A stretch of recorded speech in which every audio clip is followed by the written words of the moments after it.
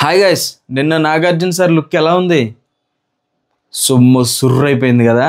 Mass mass. ఆ dressing style, ఆ ఏజ్లో ఆ మనిషి, ఆ లుక్ పిచ్చి పిలాత్రు. చూడగానే ఎవరికైనా నచ్చేస్తాడు మన్మధుడు, అంతే ఇక. ఓకే, నిన్న ఆయన వచ్చిన తర్వాతకి చాలా విషయాలు రివీల్ అయ్యాయి.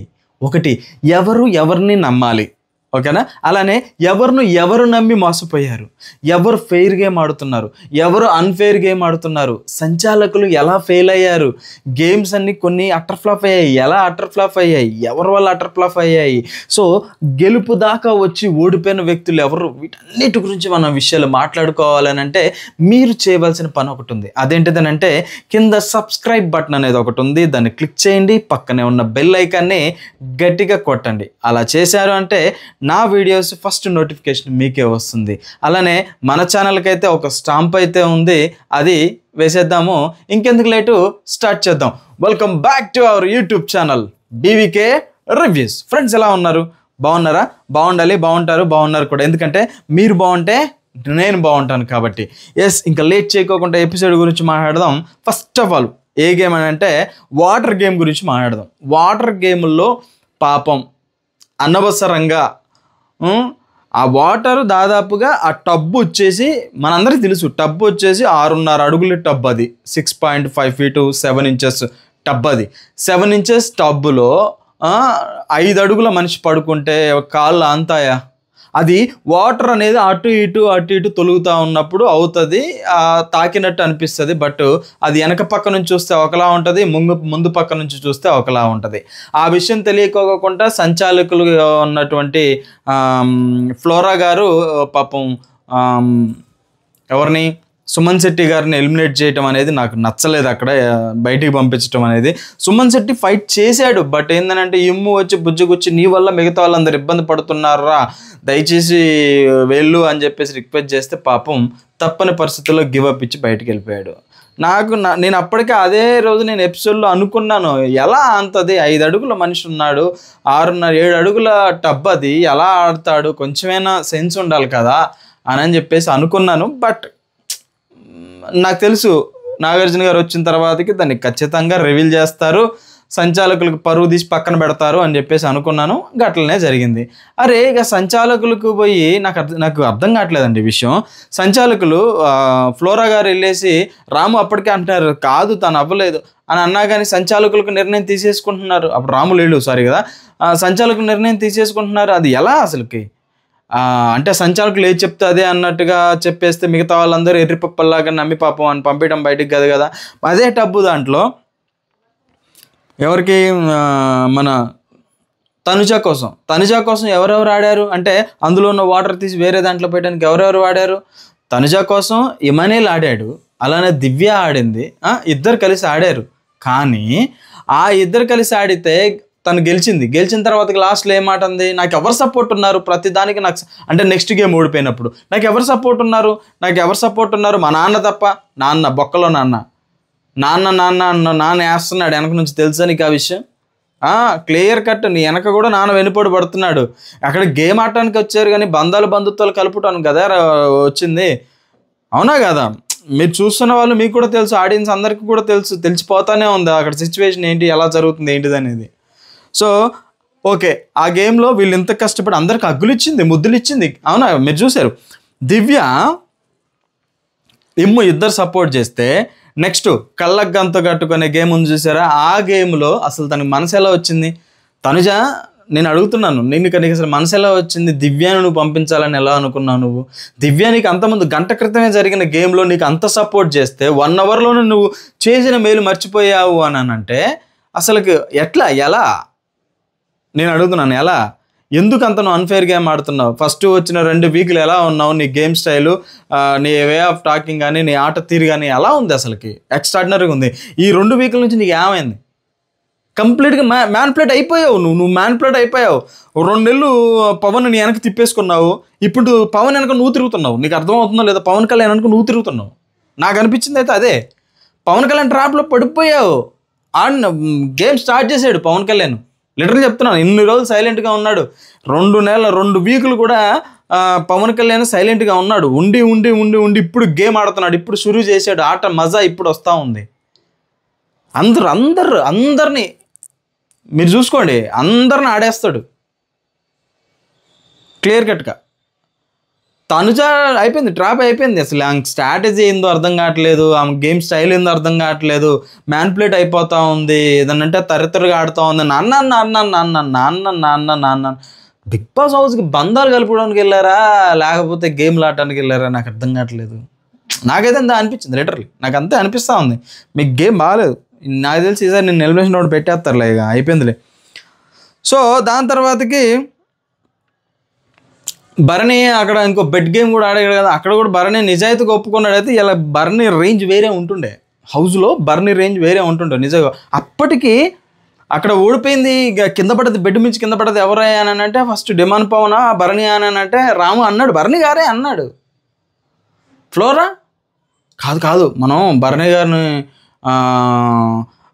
కాదు డిమాండ్ పవన్ అవుట్ చేద్దాం అని ఆమె స్ట్రాటజీ. ఆమె గేమ్లో చూడాలి, స్ట్రాటజీగా ఎలా ఉపయోగిస్తారు అనేది నాకు కొంచెం మంచిగా అనిపించలేదు. సో దాని తర్వాతకి నాగార్జున గారు కొన్ని విషయాలు సంజన గారి విషయంలో మాట్లాడారు. సంజన గారు ప్రతిదానికి ఇన్నోటి పర్సనల్ అవుతూ ఉంది. 4 అబ్బాయిలు ఉన్నారు, 4 అబ్బాయిలతో నేను ఆడగలుగుతానా, నువ్వు అలాంటి ఫిజికల్ టాస్క్లు నేను ఆడలేనప్పుడు హౌస్కి ఎందుకు వచ్చావు? నీవు లేకపోతే ఇంకొక సెలబ్రిటీ వచ్చేవాడు కదా.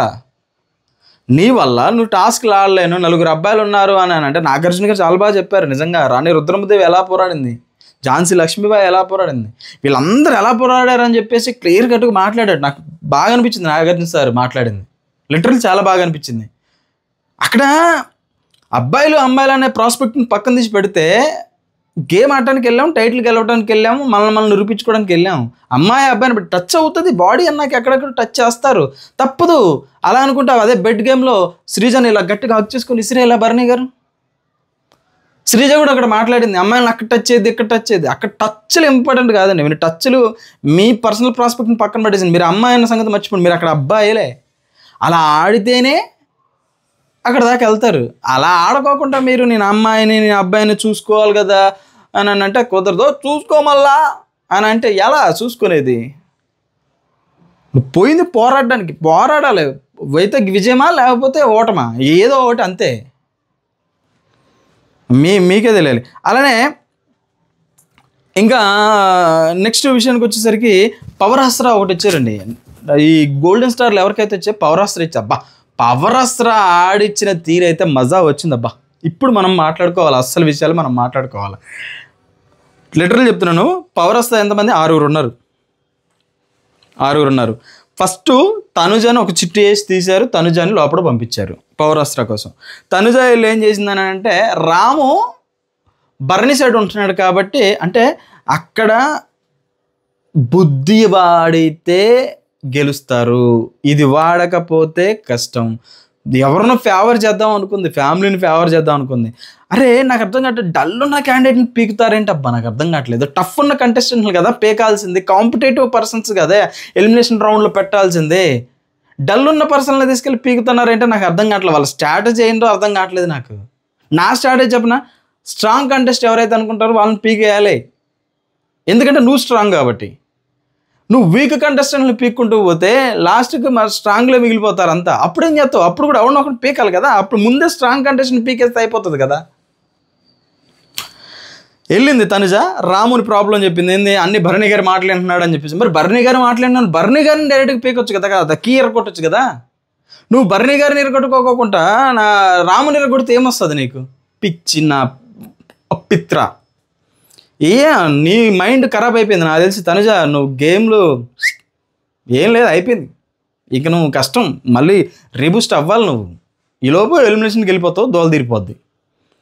తనుజ రాము పోయింది. తర్వాత తనుజ బయటికి పోయిన తర్వాతకి ఏం చేసిందంటే దివ్యను పంపించింది. ఆమెకైతే పెద్ద ఫేవర్ చేద్దామన్న మైండ్ సెట్లో ఆమెను పంపించింది. దివ్య వచ్చి ఏం చేసింది, పవన్ కళ్యాణ్ దివ్య థింక్ చేసింది బెటర్. పవన్ కళ్యాణ్కి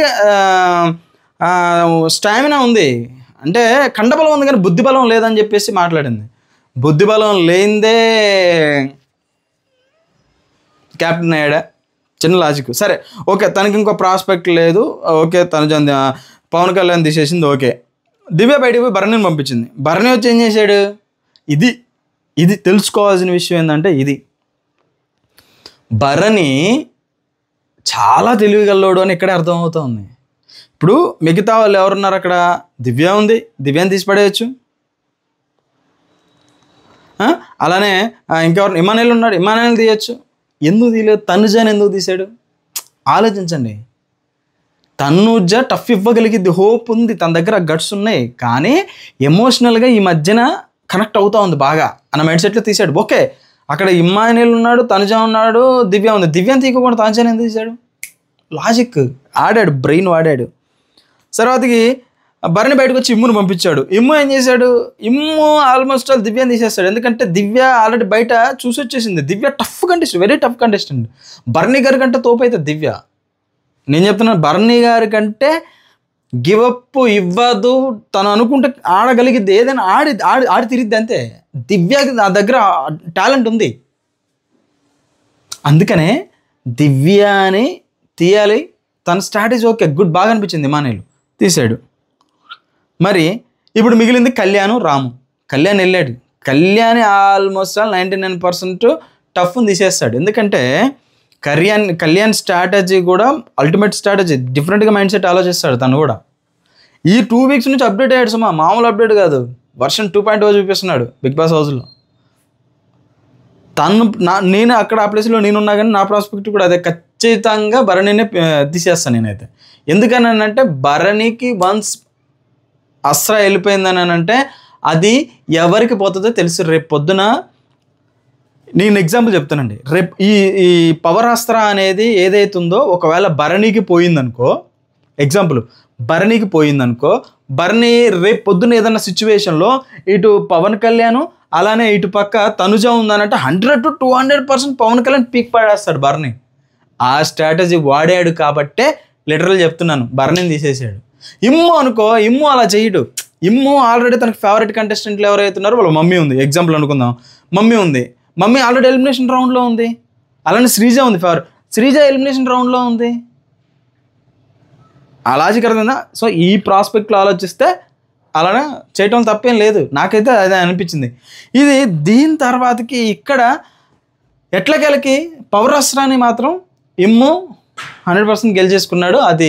అది కావాలనుకున్నప్పుడు దాన్ని యూజ్ చేయొచ్చు అనమాట. ఇది గాయస్ నిన్న జరిగిన ఎపిసోడ్లో చాలామంది అన్ఫేర్ గేమ్ ఆడుతున్నారు, చాలామంది మైండ్లు కరెక్ట్గా లేవు.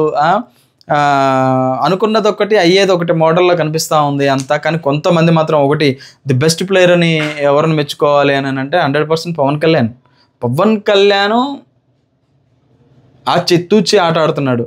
అలానే బెస్ట్ ప్లేయర్లలో భరణి గారు ఉన్నాడు. భరణికి మైండ్ సెట్ స్ట్రాటజీ చాలా గొప్పది, అలా ఆడుతున్నాడు. దివ్య ఎక్స్ట్రాడినరీ.